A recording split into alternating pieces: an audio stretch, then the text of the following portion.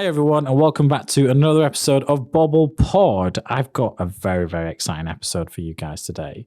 We have an amazing guest with us, Ian Pruchniewicz. I hope I'm saying that right, but I'll let you do it to everyone else. We're going to be talking about a digital journey through the ages with Ian, who's going to go through. We're going to talk about things to some of our listeners that I didn't even know existed back in the day. A real journey of an individual who's had multiple businesses going through a non-digital world into a digital world and his challenges, which is great insight, I think, for our listeners. But as always, don't forget to like, follow, subscribe. If you're on YouTube, hello YouTube, don't forget to click on the bell notification. Our episodes come out every Tuesday. And let's get straight into it. So welcome, Ian. Thank you. Thanks for having us. So Ian, just for everyone who's listening, has been a long-standing client of ours, Maycroft Lloyd Loom, which you're still running today. Absolutely. But I just want to make sure we get your last name right. So it's Ian Pruchniewicz. That's fine. That's fine. Yeah, the Polish version is Pruchniewicz, but that's what you're doing is fine. Yeah, fantastic. So I'd love for our audience, our listeners, to get a little bit of a background about yourself. You say you've got experience of the world in terms of where you come from, what you've seen, and we're going to put a little bit of a link to some elements in our description in the YouTube video. So keep an eye about that in terms of just some things that Ian has listed out in terms of what you've seen in his lifetime. So just explain a little bit about yourself, your business, and what you do.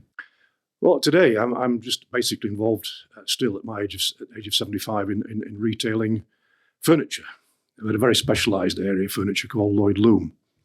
It's been around since 1917. It was invented in America and it came to the UK in 1922. So today we're involved in restoring older pieces, which is a big part of our business now, for individuals, heirloom pieces, but also for hotels and restaurants where you find there are many uses of Lloyd Loom furniture. And we bring them back to as new condition, but also selling new furniture as well in a modern range with a good choice of colours and styles. So that's where we are today. But my retailing career started a long, long time ago. In my hometown of Featherstone, where my father was a coal miner, when I was looking for a Saturday job, a company called Hillard's, which is now part of Tesco, opened a supermarket. And I applied for a Saturday job, which I got. And I really enjoyed the environment of meeting people. And I thought at the time, although I was going through a process of doing A-levels and had a place to do Russian and French at university, I just thought maybe there could be a fallback position if I don't get the grades I needed. So I inquired with the manager about whether there were any management training programs. Eventually, after several people got involved, I eventually went to see the managing director of Hillard's. And it was a place called Gummersall, which I ended up living for 42 years. Took 3 buses to get there from Featherstone and sat down with the managing director, Peter Hartley. And he told me about a new course that just started at Leeds College of Commerce, which became part of Leeds Polytechnic and the current universities, obviously. A new degree called BA Business Studies, honours degree. And it has all sorts of things which are of interest to me. Obviously, modern languages were there, accountancy, marketing, psychology, sociology, finance, accountancy, maths, everything you could think of you needed. It was a complete range of studies that were required for business. And he said to me, if you can get on this course, then basically I will sponsor you through your degree. That meant basically being trained in every area of the business, every aspect of it, from chopping up sides of bacon right the way through to delivering goods to supermarkets. I can tell you I've done that. I used to work at Sainsbury's and I could never sit still. I went from doing online shopping to checkouts, customer services, pharmacy, PR ambassador for the store, petrol, stocking shelves, overnight stuff. Yeah, I totally get that. What I didn't know at the time was that I would also spend time away from Hillard's. The second summer I've spent with Safeway, which were then part of an American organisation down in London. So I spent the summer with them. And the following year, I spent the whole of the 6 months working out of Paris and Geneva. Paris at the Euromarché in Paris, and then with the Migros cooperative in Geneva. So it was a really much broader experience than I would have possibly dreamt of at the time. And then from there, you say you're an old retail businessman living with technology, and you got experience of the world. So you went into a packaging business, didn't you? You set up a packaging business and semi-retired at 50. So just explain that for us. Yeah, ultimately, I moved from Hillard's. I didn't stay particularly too long, mainly because of my inexperience and immaturity. But I moved on to work in a marketing team with Grattan Warehouses for 4 years. And that was a good experience. Obviously, mail order was basically online retailing through catalogues, basically, at the time. And then I met a guy who started a contract packaging service business, and he asked me to join him at the age of 27 to open a site in Bradford, which then involved me with building that group for the next 22 years, which we ultimately built up to £40 million sales. And ultimately, the 4 companies were sold off individually over time to management buyout teams. So at 50, I was semi-retired, and with my late wife, we started a retail business again. It was to do with furniture, antiques, reproduction furniture, and giftware in the village where we lived, which was Gummersall. We also got involved at that time in Lloyd Loom furniture, selling it through the shop. From there, we probably about 1997, I couldn't really find the exact date, we actually had our first website developed, a very basic website, which started offering, I started to put deals on there of where maybe Lloyd Loom table and chairs at a discounted price if you bought a complete set. And all of a sudden, we started to get inquiries from not just our local area, but from Devon and Cornwall and London. That's a lot of experience you've had, and you've got a little bit of a cheat sheet with you, as I call it, that you sent through to us. If I can just borrow it for a second, I'll just give an example. So when we asked Ian, tell us your journey, this is why the podcast is called A Digital Journey Through the Ages, is, he talks about born in the 40s, studied, grew up in the 50s, studied in the 70s, got wise in the 2010s.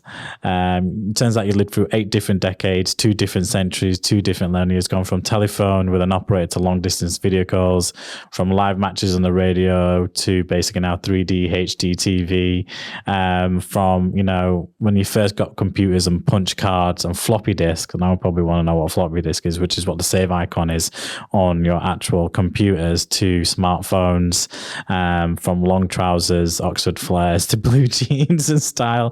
It's brilliant. We're going to add this to our YouTube description as well. So thank you for that, Ian. And the first question I have really for you, and you've got some information, I think it'd be great for you to kind of share that with us. So, tell us what it was like running a business before you had a website or any digital marketing activity. What were the challenges back then before a website, before anything digital marketing?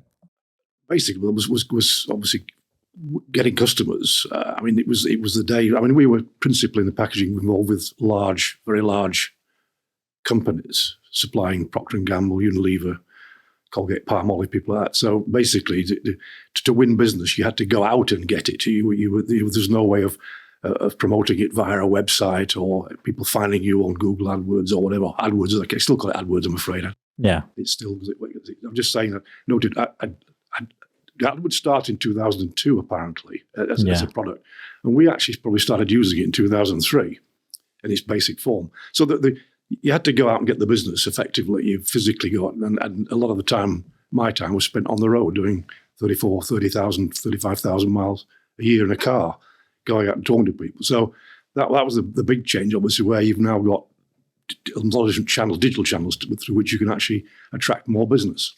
Yeah, nowadays it's, for us in terms of new business development, it's, we still do exhibition showcases, so people come to a central location. Yes. We've got a website, we're ranking on Google, people are Googling and searching for things, people are seeing our name and brand out there through digital means as opposed to on billboards and magazines.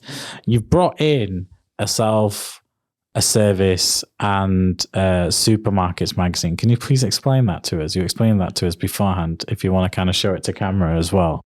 Yeah. It's a bit of an archive product, really. For me, it's one of my personal archive. For my degree at what was Leeds College of Commerce, we had to do a thesis, obviously a substantial paper. It was a big part of the marks. And I used my time, the trip in Paris and Geneva, to study economies of scale, basically, look at economies of scale at the time, just proving really that it was cheaper to go big. And that may be obvious, but nobody actually written it down and proved it. And so when I produced the thesis, the Hillard's personnel officer who looked after my training decided to send the thesis to this magazine. And they used one of my photographs from the... So that's your photograph? That's on my the front photograph, of the there, Manpreet supermarket just outside Paris, yeah. Yeah. See how old the cars look there in 1971, as it's dated here. And then they printed 3 or 4 pages of in here of the thesis, showing some of the major summary results. Can I get that? I think it's great because it's a great. If you're looking on YouTube and you're listening on Spotify, I'd say go on YouTube. We'll create a snippet of it for our social media. But this is a handsome young Ian with his glasses off. If you don't mind us showing it to camera. It's about 50 years older, I think. Yeah, this is how business was done back in the day. It was magazines. So, I mean, I want to be very careful with this. And it even says the 25th of November. So it's coming up to, oh God, how many years now? Like almost like 50 years since that one. 5p it was. To buy that magazine, it says on there. That's an actual piece of history. So thank you for bringing that in, Ian. But it kind of shows to the viewers, the listeners, and kind of like, the type of, how it used to be done. But like you said, you used to go out there. Some of that is still done today. Business is still done face to face. People want to know who they're speaking with, who they're buying from, especially in B2B services like ourselves. I think in e-commerce now, people don't care if there's a retailer. If they can buy it one click, Amazon has kind of revolutionized the digital space.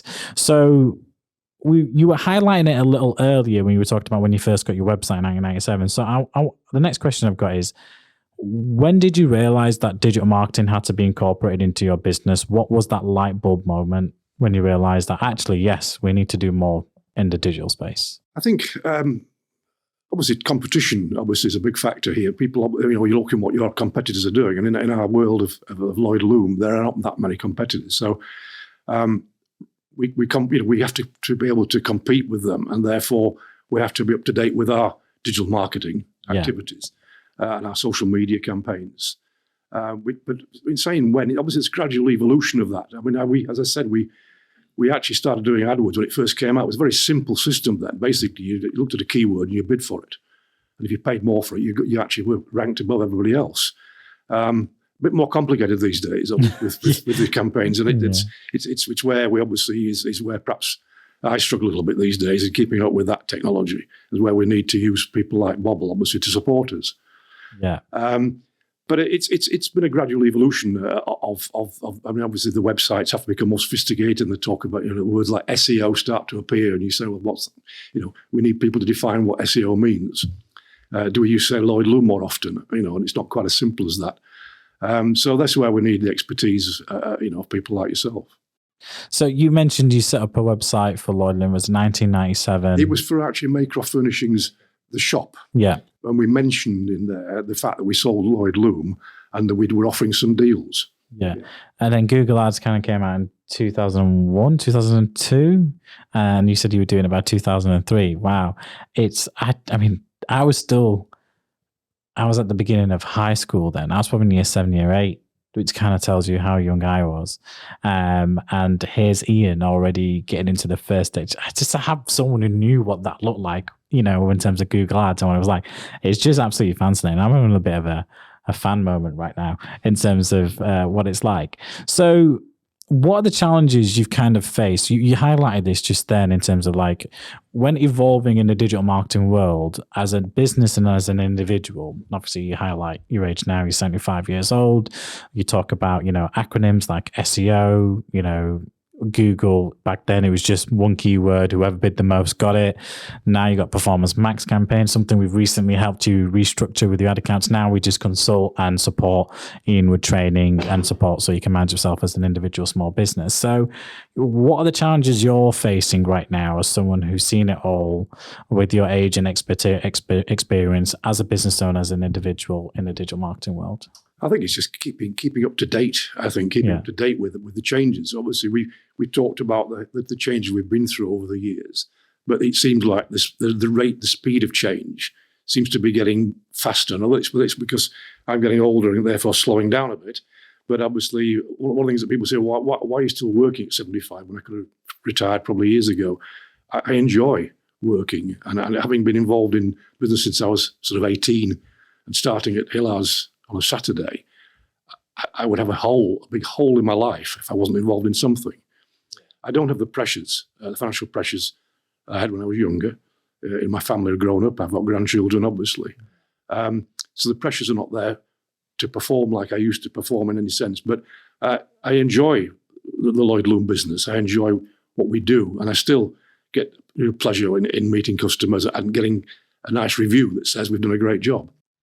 But that journey of learning, new Google platforms, because it's an ever-changing digital world. I mean, if you just look at the last few years, TikTok didn't even exist. Facebook and Instagram, WhatsApp, LinkedIn's come a long way. Google as a platform, YouTube. How do you stay up with it? It's difficult. I've got people around me, obviously, who are younger than me, obviously, who will tell me what I need to possibly do. And just an interesting development on our products. So we have interior designers that work in our premises now at the showroom. It's their space. They rent the space, but they recently persuaded me to really go funky on colours and ranges of on one of our standard ranges. And now we're offering orange sofas and special colours of chairs, so that hopefully we'll attract a younger market. Because typically people who know Lloyd Loom are older people. Yeah, older people, and the younger market is obviously there to attract. And I also talk about the post IKEA generation. So when you learn not to throw it away, it's worth buying something a bit more, keeping it. Yeah, then we can actually change your colours over its lifetime to meet your modern requirements. So it's trying to get a younger market into is a challenge now. Yeah, I think if you are a young person, you should be listening to this in terms of we were talking about this in the previous podcast about marketing to Gen Z. And that's how you market to Gen Z. So it's kind of refreshing to hear that you already are considering the next generation of customers in terms of you're thinking, that generation cares a lot about the environment, sustainability, multiple use of products, vintage items and clothes. So they've got a product that can be styled to any color they want in the creative world we're in, but also it can be restyled to another color further down the line to fit in with as they move house or redecorate or change mood and swing. So there's challenges of understanding and learning that.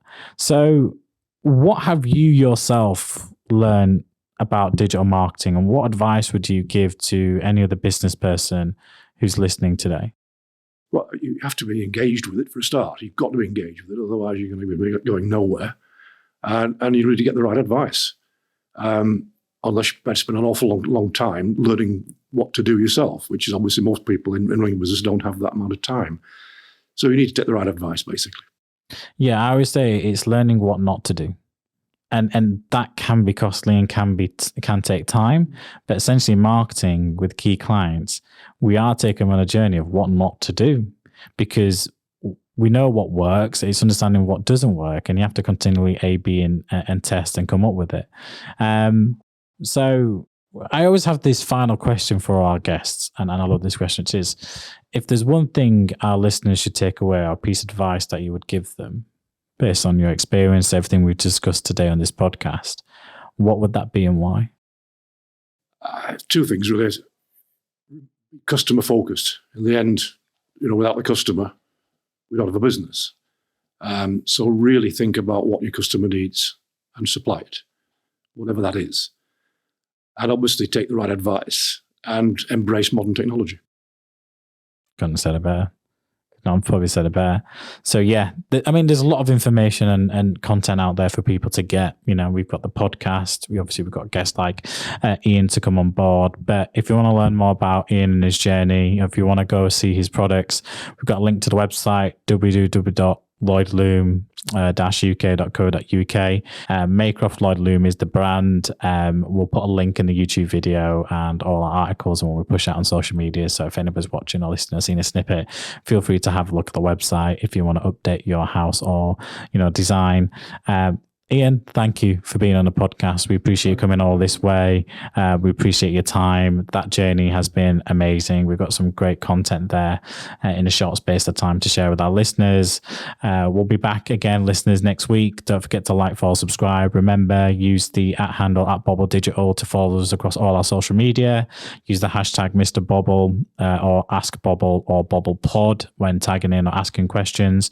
We've got some exciting news to probably announce just at the end of December with a new brand launch that we have internally to support Bobble Pod next year. So keep your eyes peeled for that, and we'll keep you updated on that one. But for now, thanks, Ian. Thank you. And thank everyone for listening. We'll catch you in the next episode.